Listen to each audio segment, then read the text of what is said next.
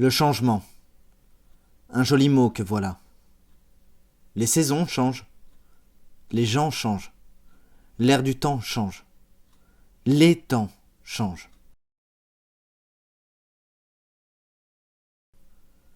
Le temps des certitudes paraît si loin, finalement. Il a laissé sa place au temps du doute. De quoi sommes-nous sûrs? De la paix? De la démocratie? De demain? Il semblerait qu'une seule certitude se soit renforcée ces 5 dernières années. C'est que demain n'est plus ce qu'il était. Où est la gauche? Celle des révolutions. En 5 ans de son exercice, il semblerait que le peu qu'il en restait se soit volatilisé. Envolés les idéaux, disparus les lendemains qui chantent. Au revoir la lutte des classes, bienvenue au choc des civilisations. Qu'importent les inégalités, il semblerait que l'important ne soit plus de savoir où l'on va, mais d'où l'on vient. Le vivre ensemble est aujourd'hui au centre du discours politique de droite comme de gauche. Il semblerait que l'important finalement aujourd'hui n'est plus de trouver des solutions, mais simplement de désigner des coupables, de désigner les autres. Les autres pourtant vivent les mêmes choses, ensemble ou séparés. Le chômage, la précarité, la violence, le harcèlement, la pauvreté, les inégalités, le mal-logement, le terrorisme. Les autres à qui l'on apprend à se détester mutuellement vivent pourtant les mêmes réalités. La force politique censée historiquement avoir comme projet d'éradiquer les maux portant sur la majorité du peuple s'est détournée des souffrances de son prochain et s'est retournée contre ce peuple qu'elle s'était engagée à protéger.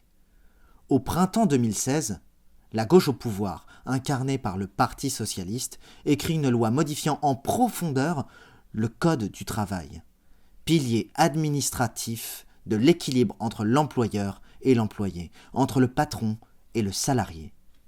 Pour un très grand nombre de Français, cette loi représente un recul de près d'un siècle dans la législation réglementant le travail. Plus encore, elle représente la goutte d'eau, la craquelure de trop, la fêlure qui finalement provoque à terme la rupture. Un mouvement social se met alors en place. Rapidement, il se dépasse. Sans être massif, il est inédit. Sans être décisif, il change les choses. Il provoque des possibles. Pour la première fois depuis des années, un mouvement social dérive en partie en mouvement de contestation globale de la société. Une partie des participants ne réclame rien. Pas de concession, pas de discussion. Le monde ou rien. Le changement est maintenant, tout de suite et sans attendre. Le printemps 2016 est une faille, dans le sens où il sépare deux mondes désormais irréconciliables, ceux qui ont et ceux qui font, ceux qui travaillent, ceux qui souffrent, ceux qui pensent, contre ceux qui n'ont de cesse que rien ne change. 2016 ne fut pas l'année du grand soir, mais ce fut peut-être l'année du petit matin, celle où un mince espoir a reparu, celui de changer la vie. Radicalement.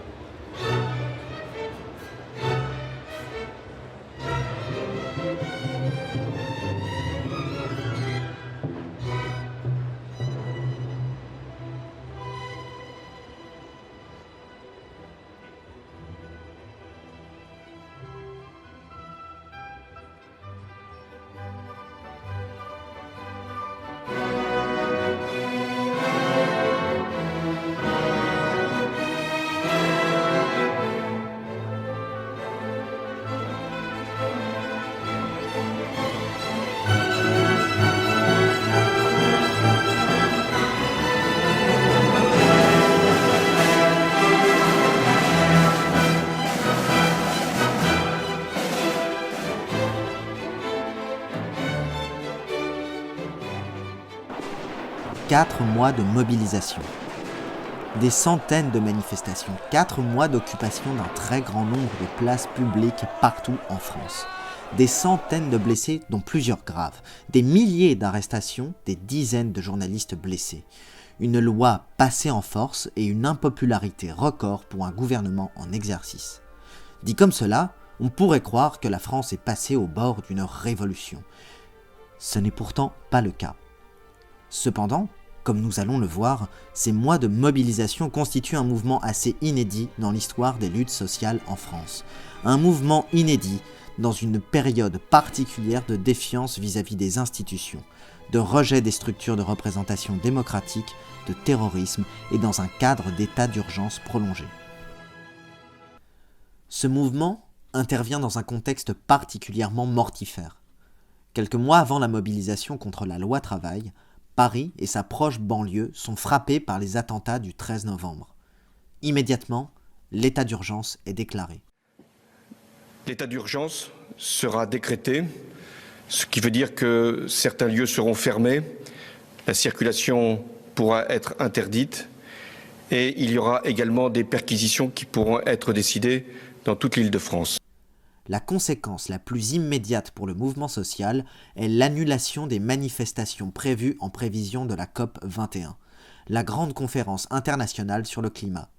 Déjà, des voix s'élèvent pour prévenir des risques d'un état d'exception, qui deviendra une arme contre les voix dissidentes et serait, qui plus est, inefficace à déjouer les actions terroristes. La grande manifestation du 29 novembre, destinée à faire pression sur les dirigeants présents à la COP 21, est annulée. Pourtant, des milliers de militants altermondialistes viennent sur la place de la République, d'abord dans le calme. Rapidement, la situation dégénère et des affrontements éclatent entre manifestants et policiers. Des centaines de personnes se retrouvent encerclées par la police en plusieurs endroits de la place dans ce qui sera appelé la NAS, doctrine du maintien de l'ordre qui sera énormément utilisée lors des mobilisations contre la loi travail et désormais utilisée quasiment quotidiennement contre les réfugiés à Paris et ailleurs. Cette comédie, comme dans chaque pièce de théâtre, implique des personnages. Et là, les personnages qui ont joué dimanche sur scène, c'est la planète qui souffre beaucoup. C'est des citoyens conscients de l'urgence écologique et un peu téméraires puisqu'ils ont bravé l'interdiction. C'est des Robocop qui étaient là pour assurer la sécurité. C'est aussi des morts, puisqu'il y a des morts, il y a un mémorial aux morts place de la République. Et c'est l'exécutif, François Hollande, Bernard Cazeneuve, Emmanuel Valls. Le 30 janvier 2016, plusieurs dizaines de manifestations sont prévues en France. Cette mobilisation réclame la fin de l'état d'urgence, qui serait une menace grave contre les libertés individuelles. De fait, l'état d'urgence a été utilisé au cours de la COP 21 pour assigner à résidence des militants écologistes et effectuer des perquisitions chez des militants politiques, et donc non concernés par le terrorisme islamique qui frappe la France. Parmi ces manifestants, beaucoup se retrouveront quelques semaines plus tard lorsque commencera la mobilisation contre la loi travail. Après des années de léthargie, il semblerait que le mouvement social en France repart en ce début d'année 2016. Un frémissement a lieu. Les motifs de mécontentement s'accumulent. La loi travail sera l'étincelle. Le 17 février 2016, après plusieurs jours de rumeurs, la loi travail, portée par la ministre du Travail, Myriam El Khomri, est dévoilée. Cette loi est une véritable offensive contre les travailleurs, la mise en application d'un programme économique que réclament depuis des années le patronat et les plus libéraux des hommes politiques. Nicolas Sarkozy ne s'y serait pas frotté. François Hollande et Manuel Valls, eux, le font, sans sourciller. Je vous soumets en toute bonne foi ce texte qui, je l'espère, suscitera votre adhésion. Je vous remercie. Caroline Dehaas, militante féministe et associative, lance une pétition dès le 18 février après la révélation de la teneur de la réforme du Code du travail. Il n'y a pas d'incompréhension sur le projet de loi. Il y a une compréhension très nette de la part des citoyennes et des citoyens de ce qui est en train de se passer. On est en train de remettre en cause nos droits les plus juste fondamentaux. Ce qui est sûr, c'est qu'en 15 jours, c'est pas vrai que le projet de loi va fondamentalement changer. Donc on nous parle de simplification.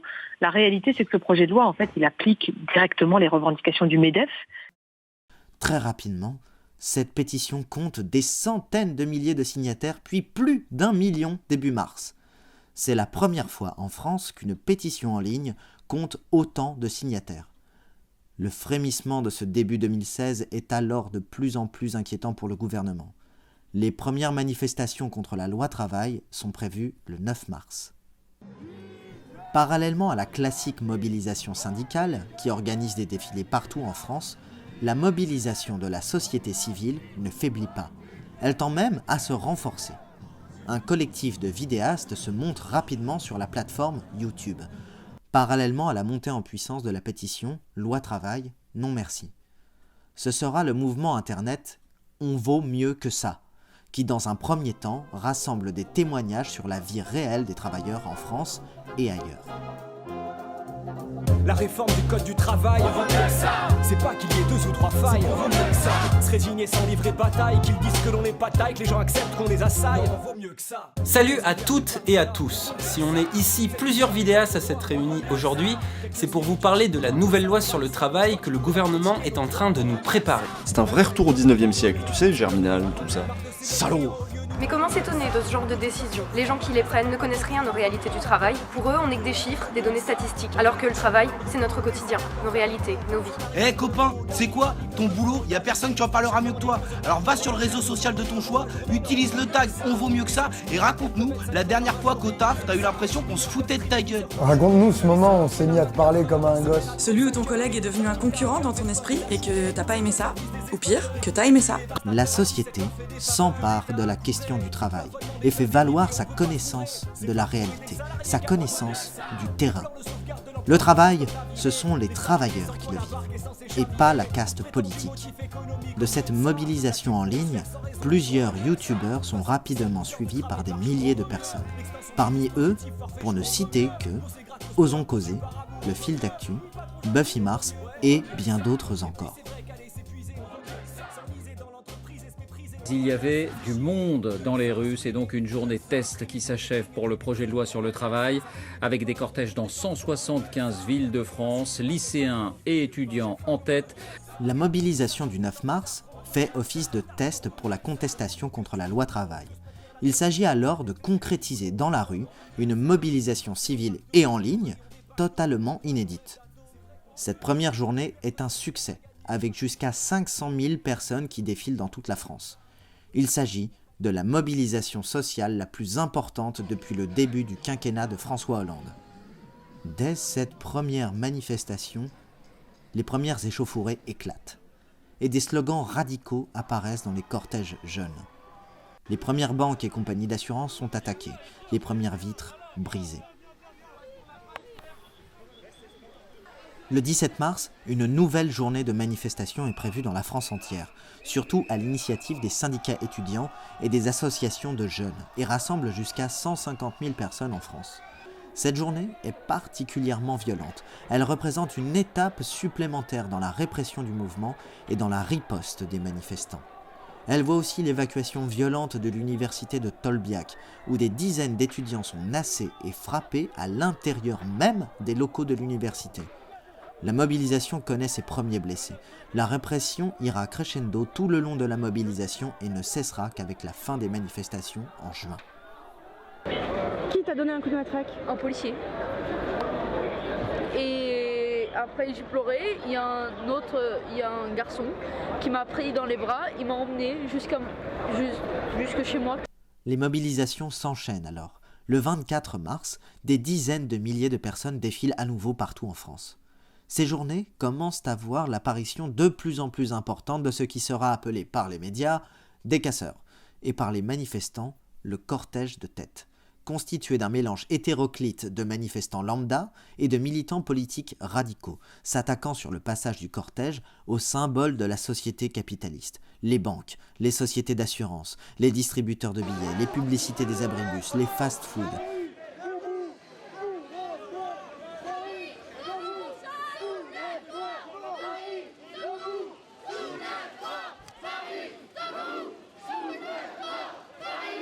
Ce cortège radical n'est pour autant pas hermétique. Il compte de nombreux manifestants qui sont simplement là en tête des cortèges.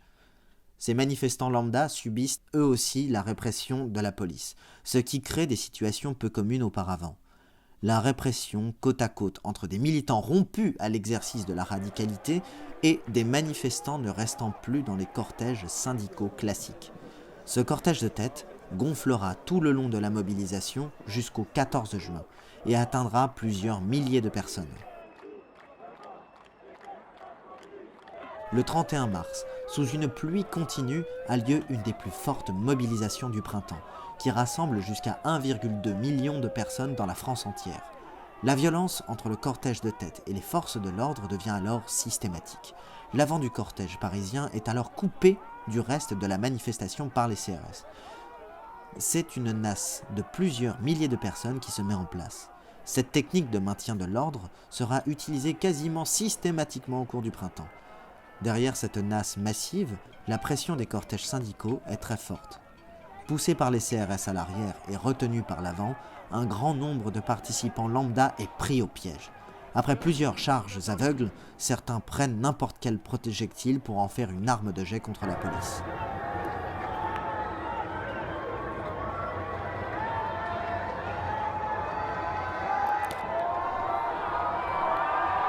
Péniblement arrivé sur la place de la Nation, le cortège se disperse. Pourtant, un camion sonorisé et quelques centaines de manifestants prennent la direction de la place de la République. Cette nuit, des centaines de personnes ne rentreront pas chez elles. C'est en effet le début de la Nuit debout, une occupation de la place de la République qui servira d'agora, d'assemblée permanente pour tenter d'aller au-delà de la contestation contre la loi travail. L'occupation devait durer 3 jours. Elle durera 4 mois.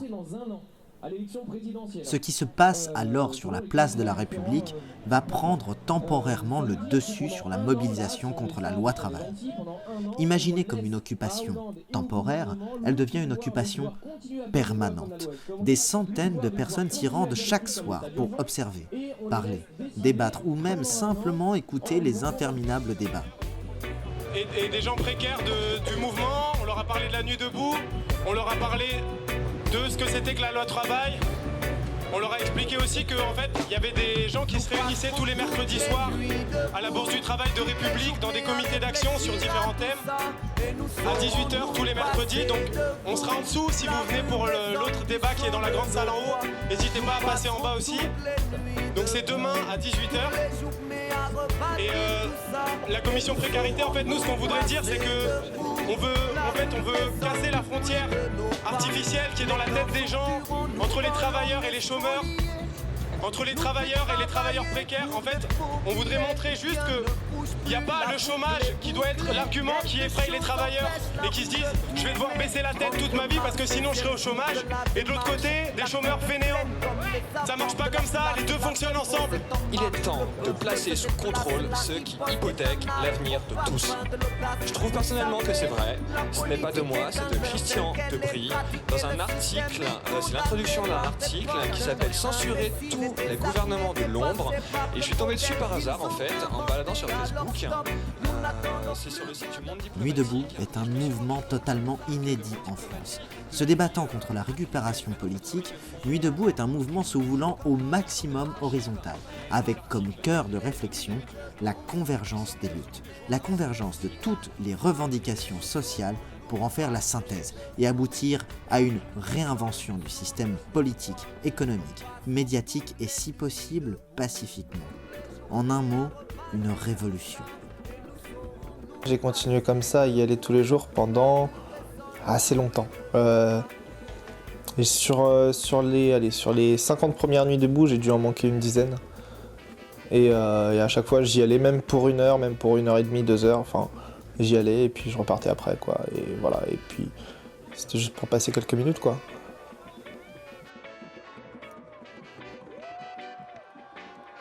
Elle n'a pas de sens. Les intoxications au radon sont tout aussi graves que les intoxications au césium. Merci.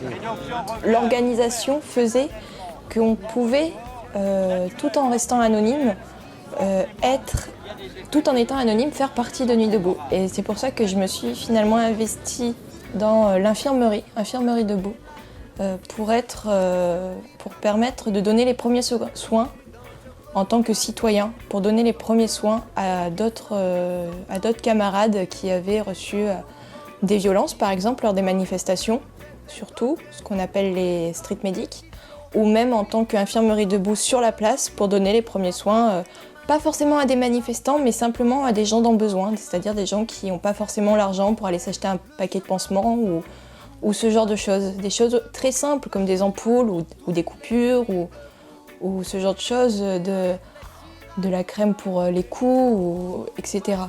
Rapidement, le mouvement essaime dans plusieurs dizaines de villes en France et même à l'étranger. Ce sont bientôt des centaines de nuits debout à travers la France et le monde qui ont lieu souvent simultanément. Son fonctionnement horizontal et sa volonté de changer la société le font ressembler au mouvement des indignés espagnols en 2011 ou aux occupations de places des révolutions arabes. Pour autant, Nuit debout ne parvient pas à massifier la participation, qui reste cantonnée à quelques centaines ou quelques milliers de personnes. Toutefois, le mouvement cherche à s'organiser. Il le fait en se divisant en des dizaines de commissions, parfois identiques, mais s'ignorant dans un fourmillement d'idées. Féminisme, véganisme, antispécisme, marxisme, anarchisme, autonomisme, refus de la tutelle syndicale, refus du système démocratique actuel.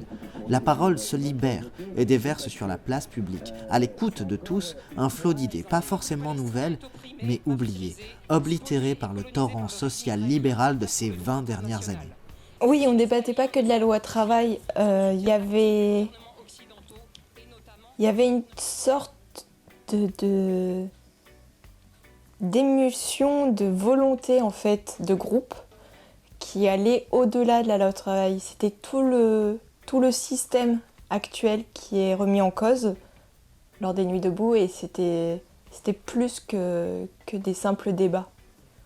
C'était vraiment une réorganisation de la société. Notre parti, c'est fini. Le temps des cerises ne reviendra plus. Et le temps des noyaux non plus. Inutile de gémir. Allez plutôt dormir.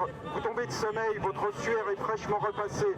Le marchand de sable va passer. Préparez vos mentonnières. Fermez vos paupières. Le marchand de gadou va vous emporter.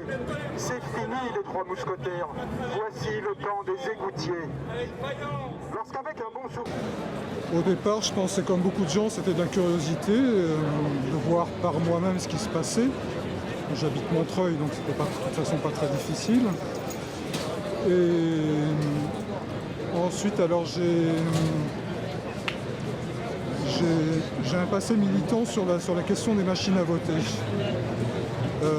Donc j'ai vu que la question du vote électronique apparaissait ça et là dans le débat. Donc j'ai voulu voir de plus près ce qui se disait sur le sujet. Donc on a tendance des fois à faire la confusion. On dit propriétaire, mais on ne sait pas si... Voilà. Donc, et en réalité, l'État donne plus d'argent aujourd'hui pour les investisseurs, pour ceux qui vont acheter des logements neufs pour les louer, pour loger leurs enfants. Ça, c'est une mesure qui est arrivée l'année dernière.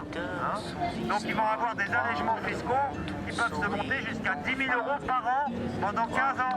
Ça fait 150 000 balles d'économiser. Ouais, c'est comme ça.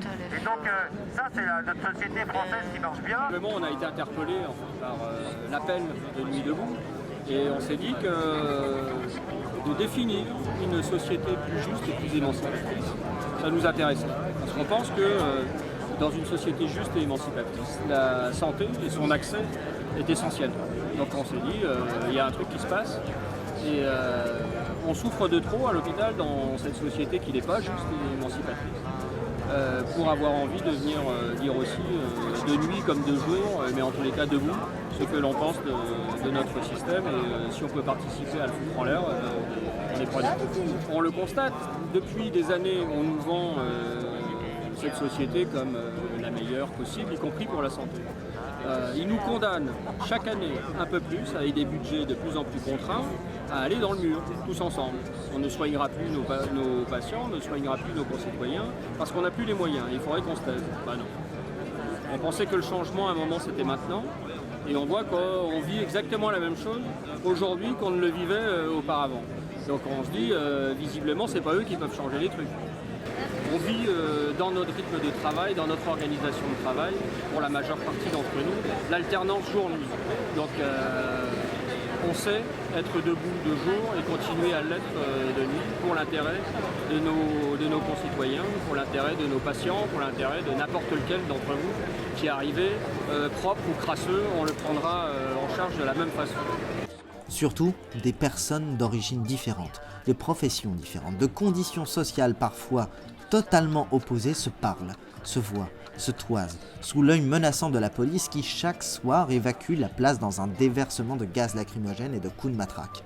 Sur la place se côtoient des professeurs de tout niveau, des SDF, des chômeurs, des intermittents du spectacle, des pompiers, des médecins, des infirmiers épuisés, des journalistes, des riverains perplexes ou carrément exaspérés. Certains hommes politiques passent, ils sont superbement ignorés.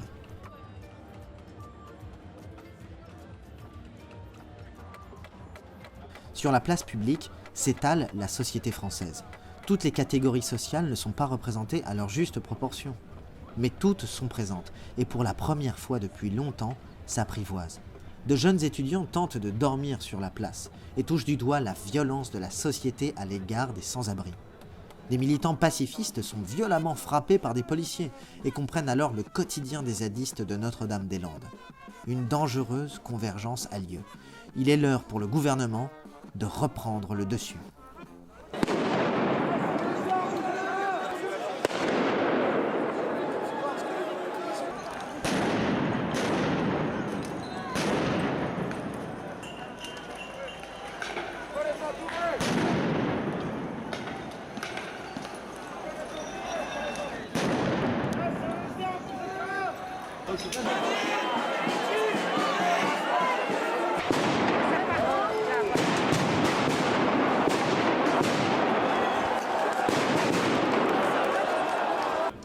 Le 1er mai a lieu comme tous les ans le traditionnel défilé en l'honneur de la fête du travail.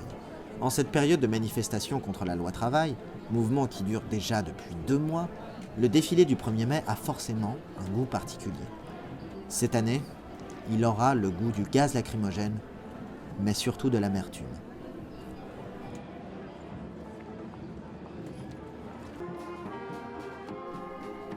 Le cortège, qui compte traditionnellement beaucoup d'enfants, de personnes âgées, de familles, est plongé de Bastille à Nation dans un nuage de lacrymogène. Comme cela en devient l'habitude, la tête du cortège est coupée par les CRS. Des milliers de personnes se trouvent piégées dans une nasse géante. Parmi elles, de nombreux jeunes, dont les familles sont restées en arrière et se heurtent à un mur de CRS. Des personnes âgées s'évanouissent à cause de la chaleur et des gaz. Des enfants subissent les effets des gaz incapacitants. Des scènes, très peu courantes, se produisent.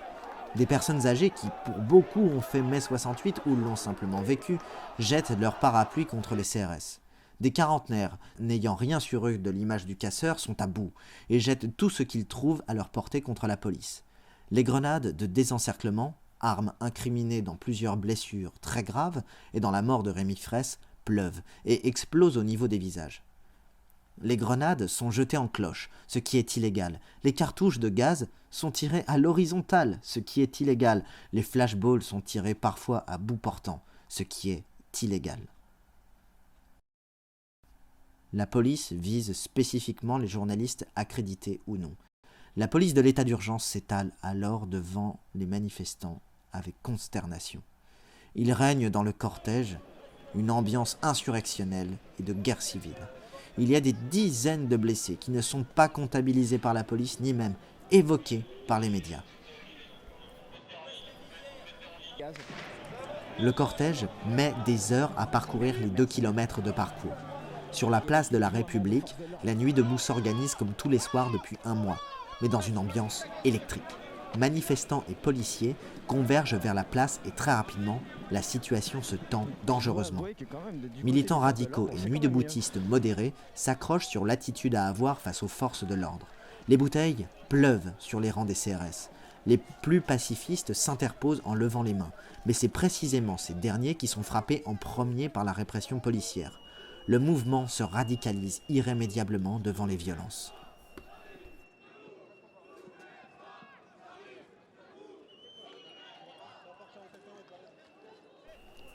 Ce 1er mai marque un tournant. Fini les manifestations en pantalon fin et chemise d'été.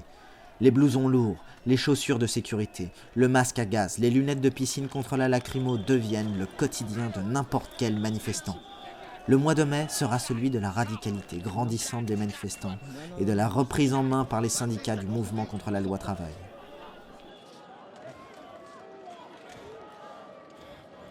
En application de l'article 49, alinéa 3 de la Constitution, notre Constitution, qui est la règle que le peuple français s'est donnée à lui-même. Le 10 mai, Manuel Valls, chef du gouvernement, utilise l'article 49 alinéa 3 de la Constitution pour faire passer la loi travail sans vote au Parlement. Pour la plupart des manifestants, c'est un affront. Le débat parlementaire, déjà caricatural tant les revendications populaires sont peu prises en compte, est alors totalement ignoré. C'est l'acte de divorce entre le Parti socialiste et le peuple de gauche que vient de signer Manuel Valls. Le slogan « Tout le monde déteste la police » devient alors « Tout le monde déteste le PS ».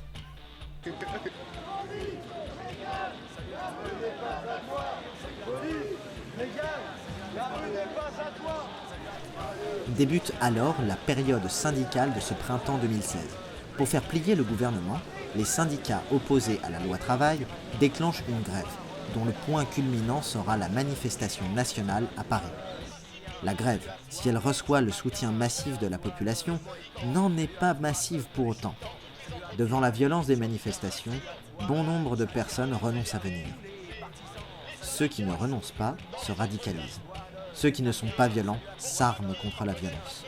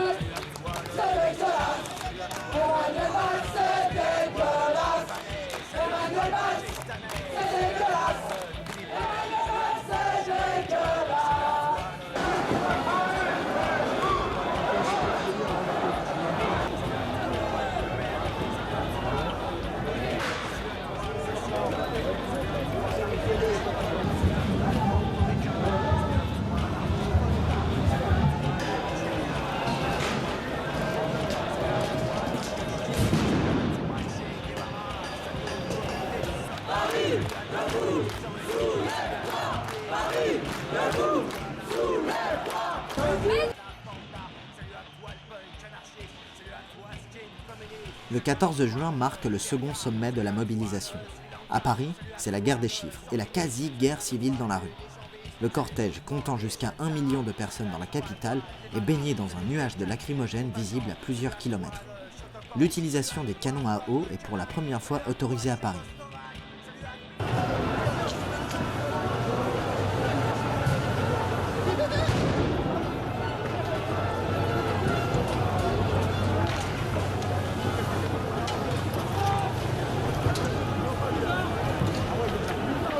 Dans les cortèges, il y a désormais l'apparition d'un service de secours d'urgence, les street medics, des patrouilles de volontaires qui prodiguent les premiers soins aux victimes des violences policières. La police cible préférentiellement ces volontaires qui vont au premier rang des manifestations pour éviter, si possible, un drame. On était au devant parce que les victimes, elles sont souvent ce qu'on appelait le front. Et déjà, le terme, on peut se poser la question sur le terme, sur ce qu'il implique. Appeler le devant d'une manifestation un front, ça implique beaucoup de choses. Mais du coup, on était justement au front pour justement dégager les personnes qui étaient blessées. Et du coup, on faisait des dégagements d'urgence et ensuite on soignait la personne dans ce qu'on appelait des zones safe. Alors soit des immeubles, des halls d'immeubles que les gens qui nous ouvraient leur hall pour justement faire des points infirmerie le long des manifestations, soit des endroits un peu reculés, stratégiques vis-à-vis du parcours qu'on avait plus ou moins observé ou qu'on prenait à l'arrache au moment T et qu'on qu'on délimitait avec des drapeaux blancs. CRS nous empêchait d'atteindre la victime en nous matraquant. Comptabilisant les victimes des coups réels, c'est-à-dire excluant les victimes des gaz incapacitants, les street medics comptent pour le seul 14 juin à Paris plus de 150 blessés de toutes sortes, et sur l'ensemble du mouvement dans la France entière, plusieurs milliers dont plusieurs cas très graves.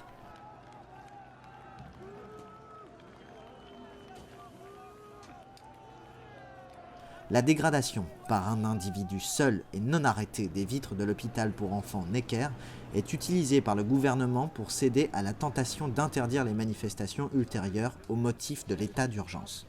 Pour la première fois depuis la guerre d'Algérie, un gouvernement tente d'interdire une manifestation sociale en utilisant un dispositif exceptionnel censé combattre le terrorisme et non les revendications sociales. C'est le début de la fin pour le mouvement. Harassé par 4 mois de lutte incessante, quotidienne pour un grand nombre de participants, le mouvement s'étiole et se met en veille au cours du mois de juin. Le gouvernement profitant de l'Euro 2016 pour faire oublier les revendications sociales. Le 14 juillet, l'attentat de Nice a lieu. L'état d'urgence n'a pas permis d'empêcher le terrorisme, mais a permis de faire tourner la dernière manifestation syndicale du 24 juin sur un parcours autour du bassin de l'Arsenal. La contestation est emprisonnée à un parcours ridicule, avec un triple contrôle policier pour seulement rentrer dans la manifestation. Que reste-t-il de ces 4 mois?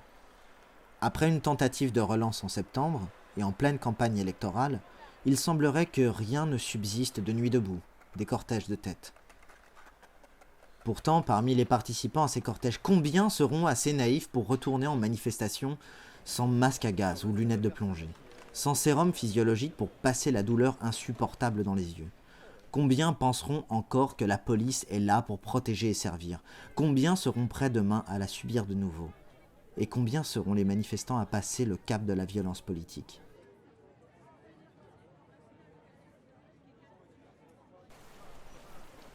De l'avis de beaucoup de participants, ce printemps 2016 fut le plus violent depuis 1968, le surpassant même dans l'exercice de la violence policière. L'impunité observée, le silence médiatique face aux centaines de blessés par journée de mobilisation, la montée en épingle dans les médias de phénomènes ponctuels, comme les dégradations de l'hôpital Necker ou l'éviction de la place de la République du philosophe Alain Finkielkraut ont fait naître un sentiment de colère et de rage très profond des manifestants envers la société tout entière. Quelque chose a cassé entre le peuple de gauche et la gauche de gouvernement, et même envers la République. Et effectivement, il y a eu une séparation, il y a eu des personnes qui se sont dit ok, qui ont subi ces violences et qui se sont dit ok, j'arrête, et d'autres que ça a motivé. Et parmi ceux qui se sont arrêtés, il y a quelques personnes âgées, quelques syndicats, etc. Et il y a beaucoup de jeunes, beaucoup de personnes de ma tranche d'âge, et puis plus âgées, plus jeunes, que ça a motivé. Et puis voilà, il y avait beaucoup... Enfin, c'était un peu un truc à double tranchant, et puis je pense que là-dessus, niveau guerre d'idées, l'État a perdu sur son utilisation de la violence, et c'est sûr. Un sentiment variable en intensité, mais pourtant diffus, est né pendant ce printemps. C'est que le prochain mouvement social sera nécessairement violent, nécessairement radical, et s'il devient massif, il porte déjà en lui les germes d'une explosion sociale qui ne sera prévue par aucun politique, tant le décalage semblait déjà abyssal entre le gouvernement et les manifestants au cours du printemps 2016. Au bout de 3 ou 4 vagues de matraques rythmées, on va dire, on a tendance à se lever et à vouloir en découdre. Donc justement, en fait, Nuit debout, je pense que ça a été le dernier mouvement pacifiste. Et le prochain mouvement, il sera violent parce que Nuit debout a commencé en étant pacifiste. D'ailleurs, on peut dire que dans l'ensemble, il a été pacifiste. Une faille est née, le début d'une fêlure qui se propage dans les cœurs, dans les votes, dans les modes de pensée. Pour la première fois depuis longtemps, ce que l'on appelle subjectivement le peuple de gauche ne reconnaît plus aucun homme politique comme étant son porte-voix. Plus rien pour représenter la colère, pour représenter l'injustice, le travail, la souffrance. Une ambiance de divorce règne, alors que s'achèvent les primaires du Parti socialiste et que la présidentielle s'annonce. Une chose est certaine, si demain n'est plus ce qu'il était, il sera assurément ce que nous en ferons, envers et contre tout.